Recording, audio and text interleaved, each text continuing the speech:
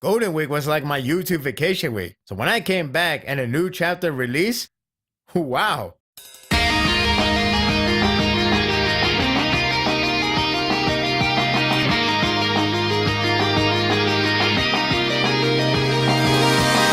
What a long week break that was. I can't complain though. The last chapter ended on a satisfying note.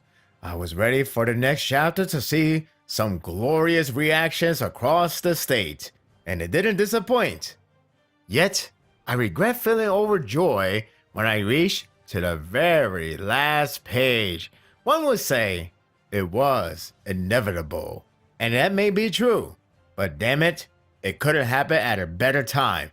The chapter resumed the glorious slash on Chogayu, though this time he was able to say his last words. It's similar to what he said in the last chapter, only it's spoken out loud, which Shin couldn't understand what he meant. It doesn't matter though, this is war, and Shin has won for his men. I still credit Chogayu for being a man with enlightenment. Now it's off to the celebration. As expected, Hisha unit goes off with a thunderous cheer for their captain. After chapters of struggles and losses, this was very well earned. Call it a miracle or whatever. It felt so good for them to cheer and tear. Chogayu army is devastated and disbelieved to believe their lord has fallen. It would have been hilarious if someone asked, "Oh God, is he dead?" Who knows? Maybe someone can survive from losing their torso, an arm, and so on from a lethal slash. It could happen.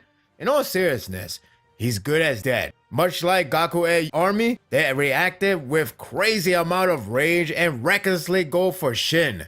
Too bad for them, because they got denied. Nagi and his clan show up right on time for a coup entry. This makes up for their absence, even if they were resting. Nagi clan is winning me over for being essential to the unit. It's clear by this point, the momentum completely shifted to Chin. This greatly affected Ten once she heard the report on Shin's victory.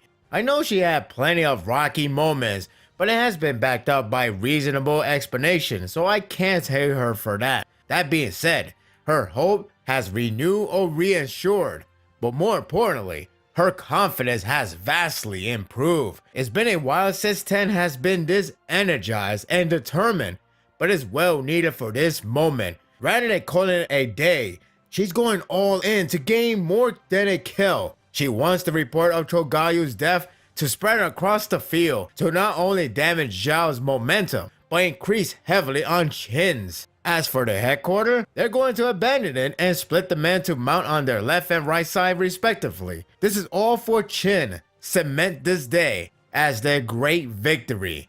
This is definitely 10 at her best. Once the news spread, everyone's mood changed drastically. Kanto gets emotional because he can finally let the late Shosa know that Shin and his men have done it. I was hoping not to get emotional, but there I go. Gyokuho unit received the word. Couldn't believe Shin slayed the beast. Banyo is stunned, not because he doubted him, rather he continued to underestimate him. It sounded bad saying like that, but in context, it's more of complimentary. It's not like he's bashing Shin, but instead, amazed by his exceeded expectation.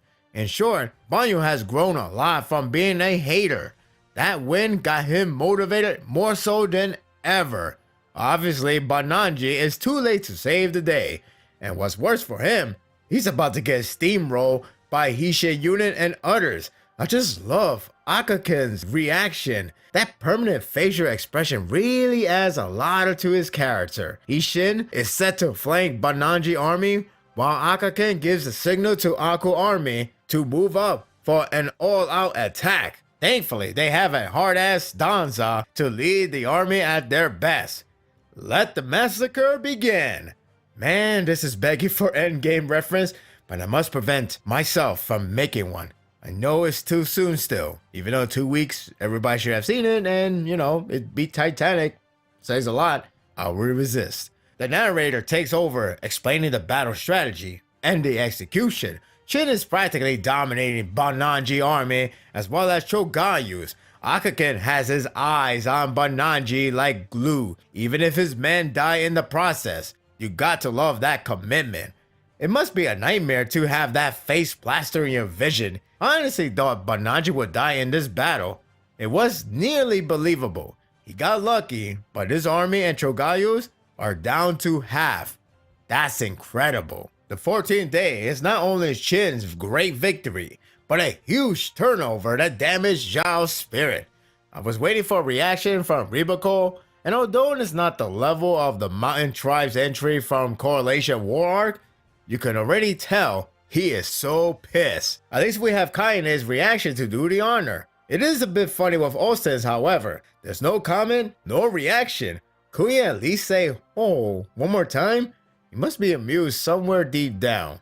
If the chapter ended here, it would have been a simple but rewarding chapter. Then Hara thought, wait a minute, I almost forgot. I'm almost at the milestone of 600 chapter.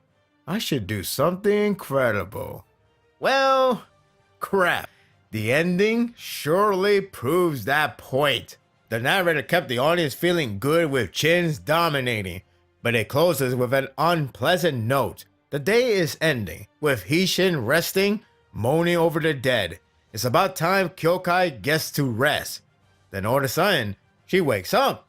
At first I thought she forced to get up to join with others. Looking over it again, she was alarmed by a presence. It's only one page of her, and yet I got chills. You know it's about to hit the fan when she is terrified. It's been a while since we have last seen Chin's left wing, but here we are. Like everyone else, Moten received the news and couldn't help but feeling glee over Shin's victory. So much so, Kozen takes notice and couldn't be any happier. Look at that one panel with him smiling. He is like a grandpa that is so proud of his grandson. He was always my favorite adjutant. He's also proud to see Moten's generation progressing very well. Life is looking good for the future. And then Rebecca uses a cheat code to call for Hoken. Well, crap. He appears out of nowhere thanks to Rebecca for stealth lesson and start killing men at the headquarters. Moten left the base so he escaped from this hellhole, but Kozen is there. You just want me to suffer, do you, Hara? I suppose it's expected for Hoken to show up in this arc, but not like this. Rebecca is just a crybaby to cheat the battle. I know it's really not a cheat, but still, this is one hell of a way to celebrate the milestone of 600th chapter, annihilating everyone at Chin's left wing. Good God, I hope that old man's armor is the greatest plot armor yet. This was a solid, uplifting chapter that managed to end on a downward spiral. It was very satisfying to watch Chin dominating after days of backlashes and beating. Everyone aside from Shin, who is reasonably worn out, had a nice moment of triumphant. It was smooth sailing of joy and tears until the shocking cliffhanger. As great it is to return to Moten, this is not what I was hoping for. Hoken is still intimidating as ever with his presence and emphasis on his aura. I hope Shin kills him in this arc. It appears all the key players are officially in this arc now. The great milestone is next. We're in the endgame now. And that will do it for the review. I hope you enjoyed this one. This is one hell of a way to come back after a week break. We're almost at the milestone, just one more chapter. And we have Hoken to show up. But that's one way to celebrate. Damn, what do you think of this chapter? Share your thoughts in the comment section. If you like this and want more of this, subscribe to my channel and my world will be yours to stay. Until next time, take care.